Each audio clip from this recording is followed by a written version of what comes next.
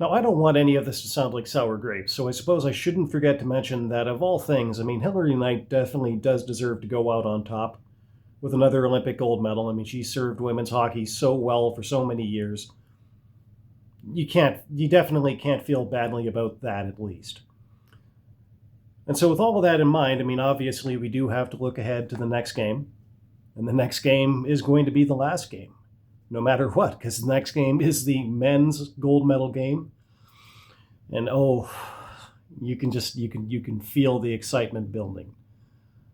Canada versus the United States, best on best for the Olympic gold medal for the third time. And all of this right the year after Canada versus US for the Four Nations Cup. It doesn't get any better than that. I mean, at least if you're a Canadian fan. If you're an American fan, honestly, I kind of think not so much. But I'm going to come back to that. I'm going to stir the pot in a minute. First, let's talk about a few of the maybe underappreciated factors that are going to be at play in this gold medal game here on Sunday. And that is that the biggest one being that in international hockey, you're not really even getting to start going until you start to face adversity. I know that to some people that probably sounds like a strange thing to say. But the point that I'm going to make here is that very few teams ever experience just a perfect, uninterrupted, successful trip through any kind of an international tournament from game one all the way to the championship. Sometimes it does happen, but it's exceedingly rare. I mean, 2014, that was a story for Canada. They just kind of went into the tournament with the best team, and they just blew everybody else away. But you look at pretty much every other international tournament, well, every other Olympic tournament, I should say, where Canada's come out with the gold, pretty much every single one of them, there has been some kind of adversity that they had to encounter on the way to really come together as a team and really be able to play their best. I mean, in 2002, famously, they actually lost their first game to Sweden.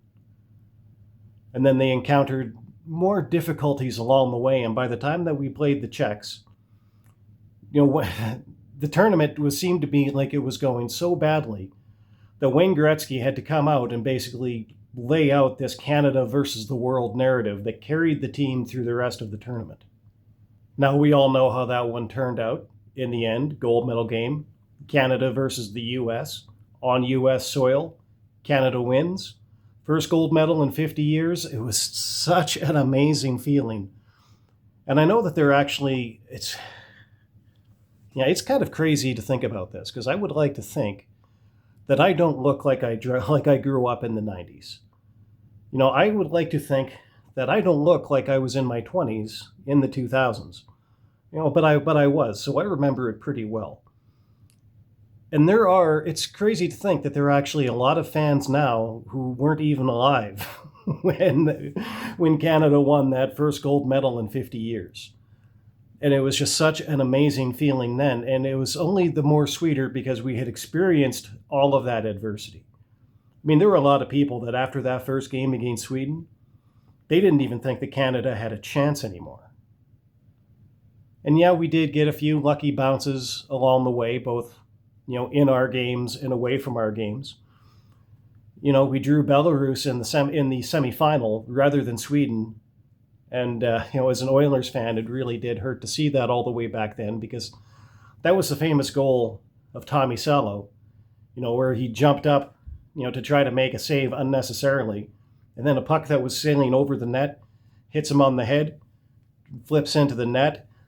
Sweden is out. We draw Belarus in the semifinal.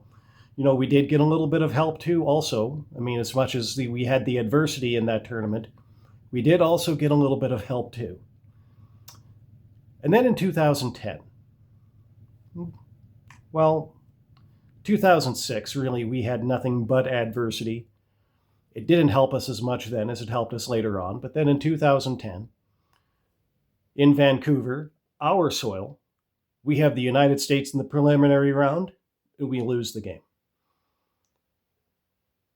So now, as the team starts to go forward through the qualifying round and then into the medal round, We draw the United States in the final, and now a lot of people are really nervous because we've already lost to them. But then the adversity kind of helps the team come together, and we managed to steal that one away in overtime. Well, steal it away obviously is not it's maybe not the best way to describe it. I mean, we had the best team on paper, and it turns out in the end we had the best team on the ice. But of course, the Americans did want to come in Vancouver and get some revenge for what we did to them in Salt Lake City. It just wasn't to be, and a big reason why was the fact that Canada had already lost once, knew that they could lose.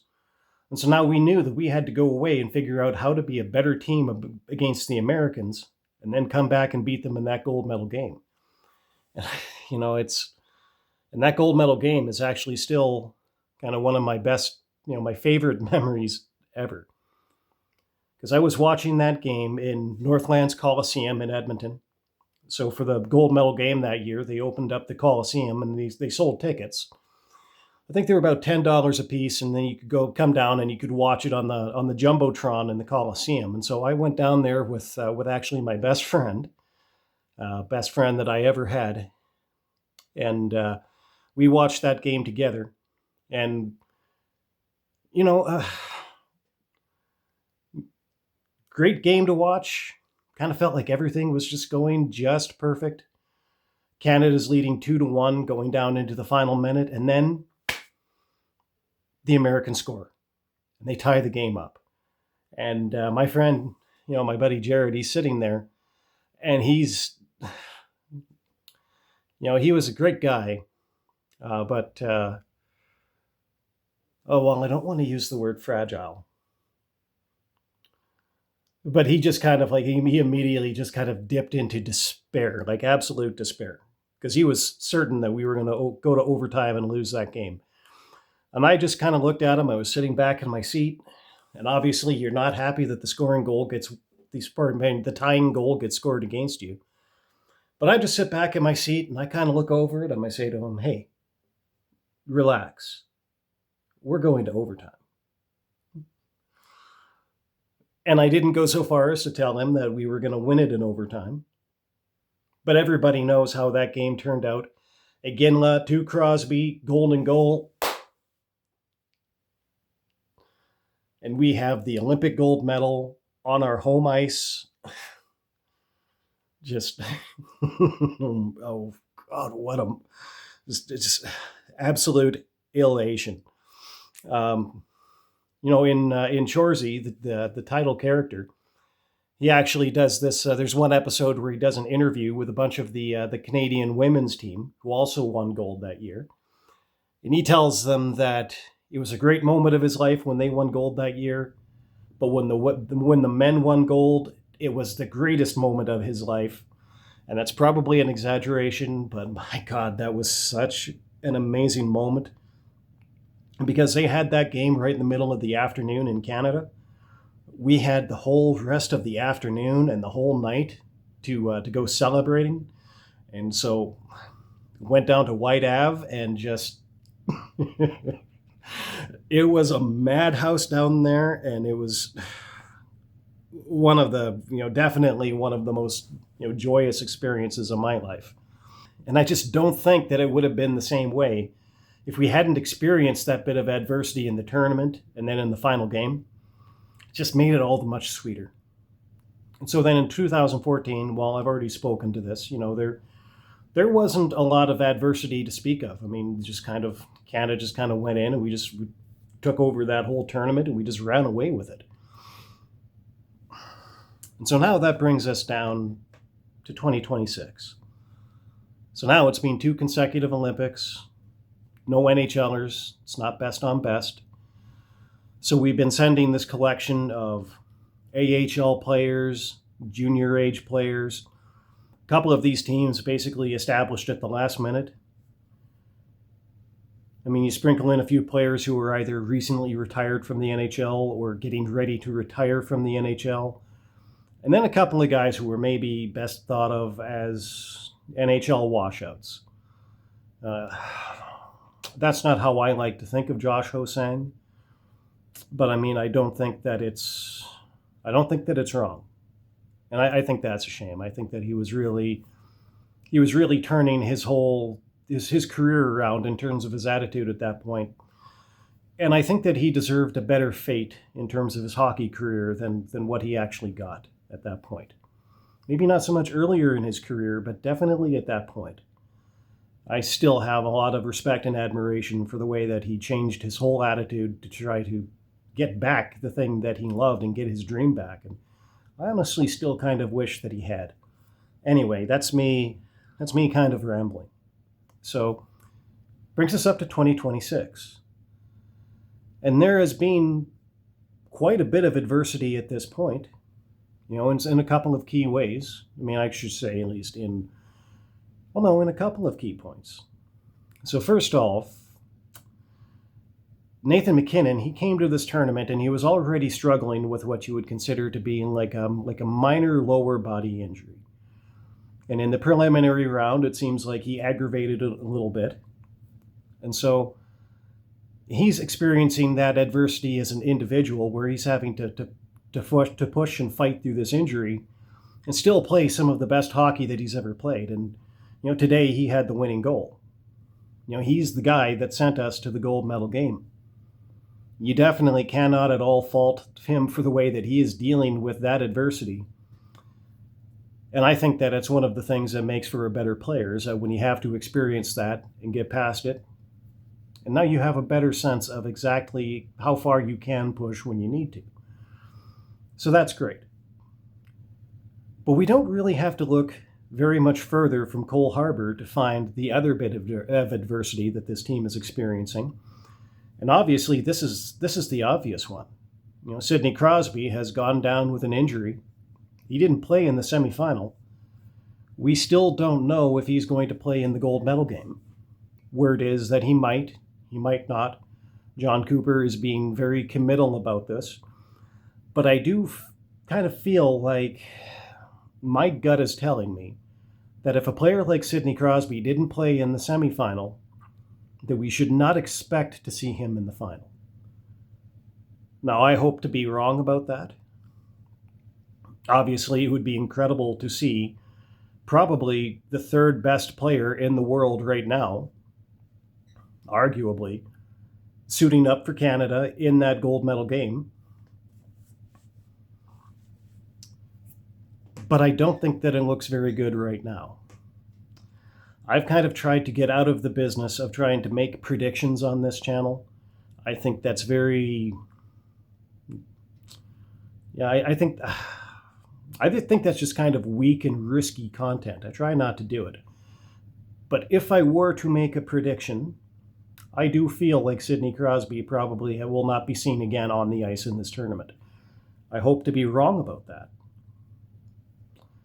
But I feel like it's not very likely. So with that in mind right there, you have it all. That's going to be the story of this tournament once again.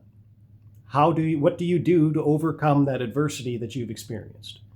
Now, we've already seen that Canada as an organization, that this team, it has a continuity of culture that allows this team to overcome, adversity. And that's a very important thing to have. Now, on the other hand, let's take a look at Team USA. So I think there may be a couple of reasons why you might not be so excited to be an American fan right now. And I think that one of them is just the detail that you haven't faced any adversity in this tournament. And you have to know that you're going to face some eventually. So perhaps the gold medal game is when Team USA is finally going to face its first bout of adversity, and maybe these are players that might not have it in them to overcome that. We've already seen that they can kind of go into a game as the favorite and manage to lose. Go into a championship game as the favorite and manage to lose, because that's what happened in the Four Nations Cup last year. After their round-robin game against the Canadians, pretty much everybody had to have thought that the Americans were going to be the favorite to win the entire thing in that final. But that's not what happened. But even beyond that, I'm going to ask one question of everybody who's watching this, and you can feel free to drop your answer in the comments, but do you think that Team USA actually knows what it is that they're playing for? Because I think that there's no doubt whatsoever that Team Canada knows what they're playing for. I mean, they're not just playing for an Olympic gold medal. They've been there before. They've done that. There are players on this team who have been there before and won that. But beyond that, it doesn't really seem to me like Team USA has given an indication that they're even playing for their fans who were present in the building. I think by now we've all seen that video of Team USA coming off of the ice after a win in whichever game that was. And one of their fans is standing there right at the corner where they come back to their dressing room. They're trying to hold their hands out for a high five. And all these American players are just kind of walking by them, just about with their noses in the air. Like, can't reach out, just, give somebody a little tap on the hand as you go by. Make your fans happy, right? Give them something to write home about. And instead, I guess they did give them something to write home about, because now the story is that, if you're an American fan and you run into one of these guys on the street, these guys probably won't give you the time of day. Like, isn't that crazy? Like, millionaire hockey player. You make all your millions from the fans, from the money that the fans will pay to watch you, whether it's in the arena or whether it's at home watching on TV, or whether it's all of the merchandise that they buy and things like that. All things that factor directly into your multi-million-dollar paycheck every year. And you couldn't be fucked to give these guys a high five? Like, that's kind of classless. But there's no doubt whatsoever that the Canadian players understand that they are there for the fans who are in the building, the fans who are at home, because we've seen the video of them. They're more than happy. They're more than happy to give these guys a little tap on the hand as they go by. Early in the tournament, there was kind of a narrative that was starting to emerge, actually surrounding Nathan MacKinnon. And Nathan MacKinnon was telling people why you weren't going to see him around Milan, why you weren't going to see him around Milan taking in all of the sights and doing all of that stuff and doing the tourist stuff, because he said, that's not what I'm here for. I'm here to win a hockey tournament. And that's what I'm focused on. But there's a difference between being focused on trying to win this hockey tournament and just being an asshole. And when you put a couple of guys named Kachuk on the same team, well, you've already kind of trended towards that. I feel that you can't be surprised when that's where you end up, because you had to have known that was where you were trending towards when you put them on the team. But now I just kind of feel like this is a team that has arguably lost the plot. Like, they don't really know what they're playing for. And I kind of feel like if you're on Team USA and the crest on the front of your jersey is more important than the name on the back, well, then you probably reach up and you give your fan a high five on the way out of the building. On your way back to the dressing room, you just give the guy a little bit of a high five. It's just a quick and easy thing. But somehow they couldn't be bothered to do that. And so I kind of feel like on Sunday, when they're in that building and those fans are going crazy, and there's going to be a loud contingent of American fans in there, no doubt. And they're going to be in there chanting, USA, USA, USA. I feel like that team has just got to feel like that connection just is not there. And I think that if you're one of those fans in the building, I think that you need to think about, that video now of them refusing the high five with this fan, and think to yourself that it's like, this is all one way. I don't really think that these guys are playing for you. I think that these guys are just in it for themselves. But that's just my thoughts on that. I did tell you that I was going to stir the pot. I do that sometimes. I try not to do it very often, but I do it sometimes. But I do know exactly where I'm going to be on Sunday. I know exactly how loudly I'm going to be cheering on Sunday. And unlike a lot of these American fans, I do have the luxury of being able to feel like it's not just some weird one-way, almost parasocial thing. These fans and this team, we are all in this together. And I do feel like that can be a difference maker. All that's left to do now is just play the game.